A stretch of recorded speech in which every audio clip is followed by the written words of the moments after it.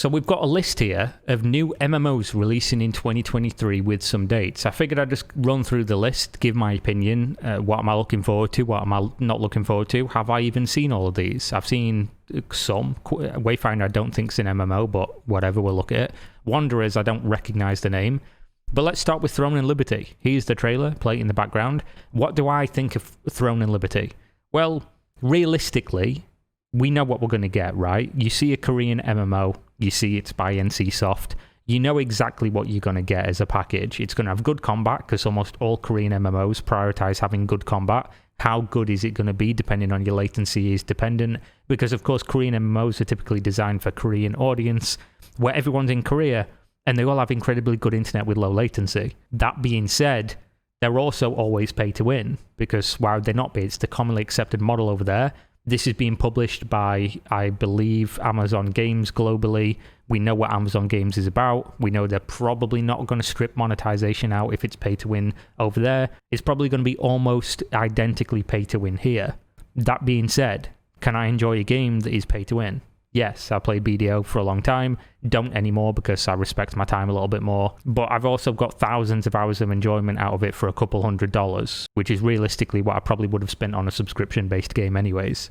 This is a game that's obviously trying to pull from the audience of Black Desert Online. They look very similar graphically. It's an open world PvP game where it's going to be big focus on PvP, large scale battles and things like that, because it is a spiritual successor to Lineage. And Lineage 2 is a game specifically that I really enjoyed, and I've been waiting for another game like this. Black Desert Online scratched that itch. And I think Throne and Liberty, if it's as good as what it looks like, it's at least going to be hundreds, thousands of hours to play, with interesting stuff to do, especially on launch, because everyone knows the best time of an MMO is on launch, when nobody knows what the fuck's going on. Everybody's racing around, you're playing as much as you can. It's that good early game grind. But almost certainly it's going to have hang-ups with monetization and things like that. You just have to hope it's not as bad. And I know people are going to come in the comments, the very vocal, loud minority that just hate everything about MMOs, never going to play a Korean MMO, we should stop supporting this. It's what we've got. And at the end of the day, if something's fun, I'm not going to not do it just because the monetization's bad. I know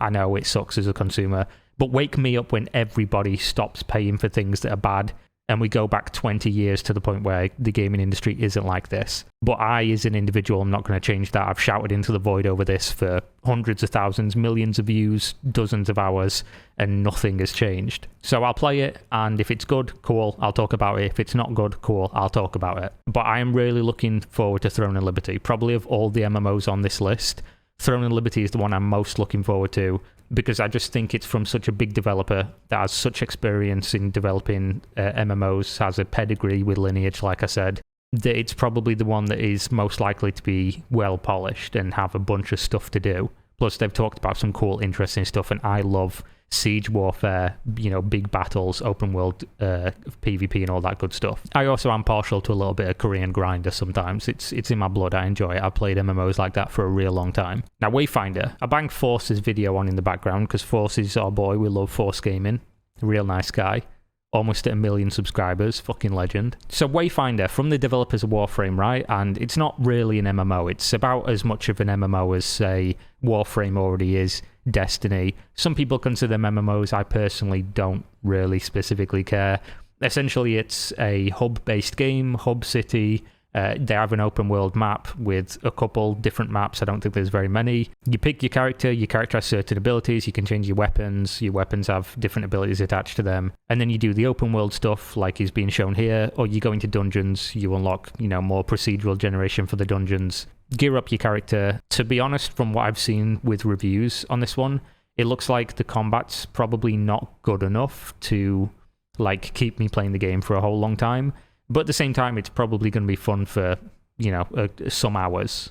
Some people are going to be really into this. I can see that. The graphics look nice. It looks like the game world and everything, if they expand upon it, is going to be fun to be in. But at the same time, with games like this, where they have a lot of horizontal progression, everyone kind of looks and feels kind of samey. I'm just not a massive fan of that. I don't typically end up playing games like this for very long. So I'm looking forward to trying it out, but it doesn't seem like there's, a massive amount of depth with it. Probably not what I'd be looking for a long-term, MMO-style game. It's probably something that if you're in between games, You can probably get some good fun out of this one, but I'd be wanting to see way more than what was in the playtests than what we've seen so far. I think pretty across the board, people's reviews have essentially just been, it's good, it's definitely almost there, but there needs to be a lot more stuff. Specifically, I think using the same few abilities on your weapons is probably going to get old real fast. That being said, monetization is probably not going to be a huge deal. It's probably going to be cosmetics, it's probably going to be boosts, and it's probably going to be like buying new characters as they release, if it's similar to the Warframe model, which of course it's the developers, so it's probably going to be that way. The Quinn Fall. Now, we watched this. I think Quinn Fall, people went through and found that everything essentially in this trailer is assets. I don't necessarily think that's a bad thing. Assets are assets. They're there for a reason. People are going to use them. And if it speeds up development and allows for small studios to deliver games that they otherwise wouldn't be able to due to time and resources, I have no problem with that, as long as the gameplay's fun. Some people seem to be of the opinion that using store-bought assets means it's an asset flip. It's the same thing as when people talk about clickbait. They essentially use this term that's loaded in a negative way, negative connotation, without any nuance whatsoever. I think an asset flip for me, if I'm engaging with it, is when somebody puts together assets and tries to sell something that's not really... it's not a game, it's not good, it doesn't serve any purpose for anybody, nobody's going to really enjoy it, and they're just trying to flip those assets on the marketplace. There's been no meaningful work done to it. But I think gatekeeping games that use assets like that is just silly. I've played games that use completely store-bought assets from one or two developers, of course not MMOs, and they've been good games. They've been really good games. They've been better than some games where all the assets are original. So I have no problem with that. I do have a problem with the fact that it seems like the development studio has a lot of question marks around it. And can they deliver on what they're saying? Because they released a trailer that looks really cool, that promises a lot of really interesting stuff, like a massive world, all these big battles and things like that, like these landscapes that look amazing. Again, assets. But the problem for me is always going to be, we haven't really seen somebody actually making a character, walking through, playing the game in the way that the game plays, with the interface and minute-to-minute gameplay. And that always makes me wonder, because obviously that's the hardest thing to actually show and have it look cool. It's all good showing people doing these little things, shaking a potion, using an animation to fish. But until you see somebody load it up, interface is there, this is how I'm going to be interacting with the game, I always just put it to the back of my mind and think, yeah, okay, cool. Wake me up when we can actually see people playing it, because it's so easy to fake stuff like this, it's so easy to make it look good, and I'm just not going to get fooled by it anymore. That being said, another MMO on the list, hurts nothing to just wait and see, and if they deliver on what they're saying, it's another game that I definitely would play. It's not following in the same formula of the WoW clones and the theme park experiences that, to be honest, I'm a little bit burnt out on, but yeah, looks cool. Definitely have a look at it. A lot of question marks around Quinn Fall. But so Blue Protocol, this is one that's impossible not to think, yeah, I'm definitely going to play this one. Everybody's looking at Blue Protocol and saying, yeah, that looks good. Apart from people, of course, who hate anime style with a burning passion. Which personally, I'm not a graphics person. If it looked like this, Minecraft, RimWorld, like ultra realistic, I couldn't care less. It's stylized graphics, age really well. Playing something that's visually different from other things is always cool. And obviously, Japanese game developer going for this anime style. We don't have a lot of anime style MMOs. It's a novelty, and at the same time, obviously, it's going to draw a massive fan base because of that, because people love anime. Combat looks fluid, looks cool. The open world looks nice. It doesn't seem like it's fully MMO, like you're going to be seeing hundreds of people anywhere. Lots of instancing, except for in town. I've seen videos in town. It looks like you're going to be seeing a whole bunch of people, but I don't think it's like that in the open world. Small zones basically looks kind of like what Phantasy Star Online New Genesis is essentially. But I've not played the game, and I've not really been watching videos or anything about it, because I just want the game to be fresh. I don't want to know everything about it before it releases. I don't want to hear 150 different opinions of I played a beta weekend and this is everything I did and this is everything that I think. And that's the same for all of this shit. It's why I've stopped following Ashes of Creation and pretty much all these games. I don't follow the dev blogs anymore. I don't follow content creators talking about them. Ironically, I'm a content creator talking about it. But of course, this is just my surface level. What do I expect? What looks cool? I have no clue if this is good. I have no clue if people enjoyed it. I've seen a lot of people pog champing, basically, like soy facing, saying that Blue Protocol is amazing. And honestly, of all the games on this list, I'd probably put this at second on my anticipation of it being good. I don't think Blue Protocol is going to fail based on it being like a bad game. I don't think it's going to fail due to monetization, because weebs love spending money on shit, especially their anime waifus and husbandos, and they're going to dress them up and it's all going to be cool. If this game fails, it's purely going to be down to the fact that there's not enough content or something like that, which is something that can be remedied over time. So I do believe this game is probably going to do the best out of all of them, unless Throne Liberty is actually just BDO levels of quality, and then it'll be a toss-up between those two. But this is definitely second on my list of excitement, I guess. Wanderers. Oh, I've watched this trailer. They emailed me about this, asking if I wanted a key, and I don't remember if I replied. I think I did. So this is the game that's like Maple Story, basically, right? It's little chibi characters, it's cutesy world, there's player housing, and there's little puzzles you go and do, and you do little races and things like that. It looks like a cool game. This is not something I personally get excited for. I'm not like, oh, can't wait to play Wanderers. But at the same time, it doesn't look like a bad game. It looks like something that's probably going to be enjoyable. And we'll probably just rely on how much variety is within the content. Like, you're going to run out of stuff to do with the little mini-games, going to stop being fun, and they're just going to be a grind and a chore, basically. How bad is the monetization going to be? Is there competitive aspects of the game that people are going to want to grind at? I think lifestyle MMOs and things like this, I believe this has like a MOBA mode as well. I definitely think there's a place on the market for this. It just personally doesn't get me mega excited. I saw the email, I initially didn't reply, and I was like, I'm probably not going to play that. And then I went back and thought, yeah, I'll give it a shot. And I do believe I replied, so maybe I'm going to get a key, or maybe I've missed it at this point. But yeah, it looks interesting. Not high on my priority list of caring about it whatsoever.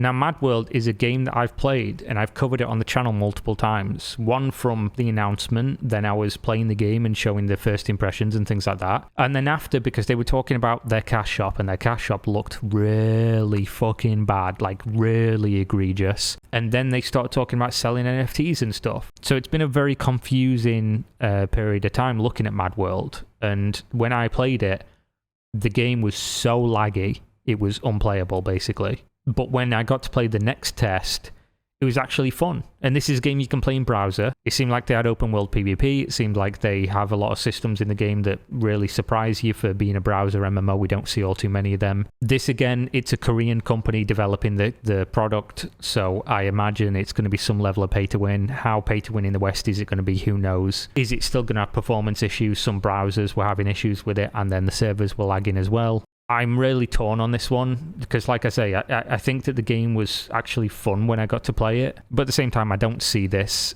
or from when I played it and think, yeah, I'm going to be playing Mad World in years to come. It just seems like one of those games, you'll play it, maybe you'll find it cool, you'll play for some hours, and then something's going to happen and you'll turn it off and you'll probably just never come back to it because other games will have released.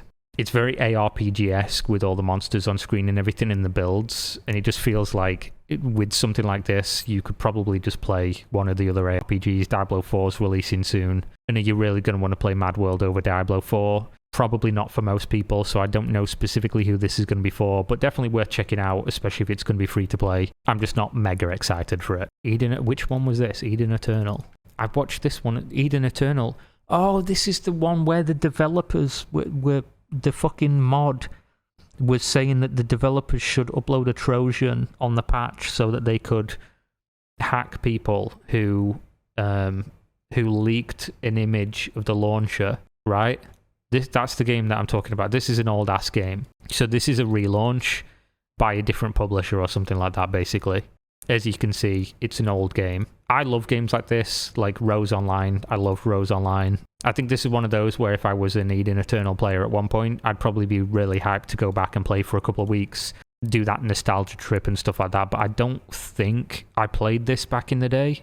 And if I did, it was only one of those where I downloaded for a couple of days and then just totally wiped it from my memory. So I don't really particularly care about this one all too much, but cool, I guess, that it's re-releasing. Perfect New World. Now, this is one I've seen a lot of people talking about, but I've not looked at the trailer. I think I might have opened it. Did I? No, I didn't even open it. So this is one where people are going a little bit crazy because Perfect World was massively pay to win. And it was one of the first, like, big foreign WoW clones, basically. Why the fuck is the frame rate so bad on the trailer? Holy shit, that city looks fucking sick. So this, like, Throne and Liberty for me, I guess. This is a developer with pedigree that has released and operated an MMO for a real long time that a lot of people still play to this day. It's not the most popular thing, but it's enough for me to say, take the lessons you've learned, build something newer, don't monetize it as badly, and you're probably going to have a game that's around for the next decade and that people can enjoy. Visually looks great, combat looks great, monster design, art direction, everything about this looks good. It's just how pay to win is it going to be? Am I still going to be able to enjoy the game? With that being said, how much stuff is there going to be to do to keep people around? Is it going to be, you know, if you're in a raiding guild, log on and raid and log off? Is there open world PvP? I know. I'm getting confused because I want to say New World because it's called Perfect New World, but then obviously I can't say New World because New World's a dogshit game by Amazon. Just gonna trigger some people. I think it's a terrible name, but the game looks cool. I'm looking forward to that. Closed beta signups for May, so not super far away. I'm really glad that recently we've had games that have just basically popped up and they're like, we're releasing in the next year. Instead of, it seems like over the last 2 or 3 years, there's still MMOs that aren't even released yet, that I made videos about at the start of my YouTube career, saying like, oh yeah, this looks really cool, can't wait for this to come out. And nobody's even played some of them. Some of them we've not heard of in a while. Others we've heard way too much about, Ashes of Creation being one of them.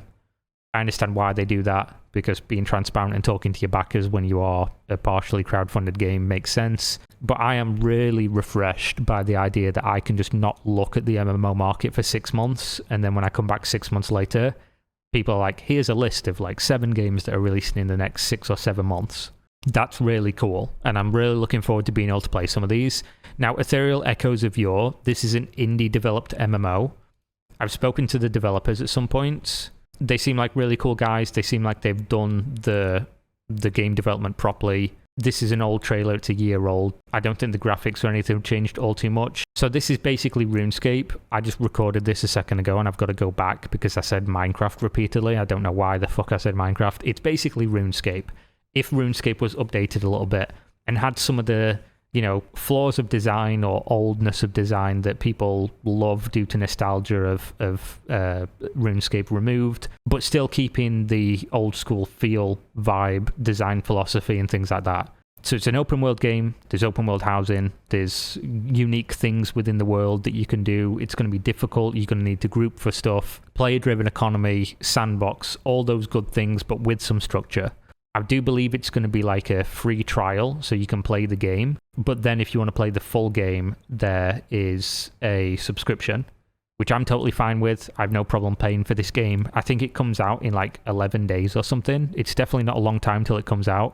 They released a new trailer. I'm not going to watch the whole thing, but they released this new trailer. You can go wishlist this on Steam. And it's the one that's probably closest to being playable. And I definitely recommend just giving it a shot, especially if you're somebody who's played RuneScape, or if you've wanted to and didn't because you're overwhelmed by how much stuff's there, how much stuff people know. This is definitely one to get into at this point, and I'll definitely play it. I've been really bad in responding to the developers. I'm bad sometimes at replying to DMs. Sometimes I open them, I'm about to go to bed, or I'm in the middle of doing something. I'm like, I'll reply later. And then I get 10 new DMs and I forget that one existed. So I do feel bad for that. But I'll play the game, I'll give them some coverage, and yeah, I definitely recommend giving this one a look. Everyone that I've spoken to about this game, everyone that's said that they've played it, the testimony within their Discord and stuff like that, and people posting reviews online, people in my own Discord, all love this game. They all said that they had a really good time, that it's really good signs for the future, and that they can't wait to play it again. So obviously, looking like this, people are going to say, you know, it's too old, it looks like this, it looks like that. People still play RuneScape and Albion Online. They're some of the most popular MMOs in the world. So definitely give it a look, and I think that's it. I think that's all we've got. That's all that's in the thread. I think there's some more, but I'm not going to bother go looking or checking my brain. So thanks for watching. Hopefully some of these are good. I will cover them, and see you next time. Peace out.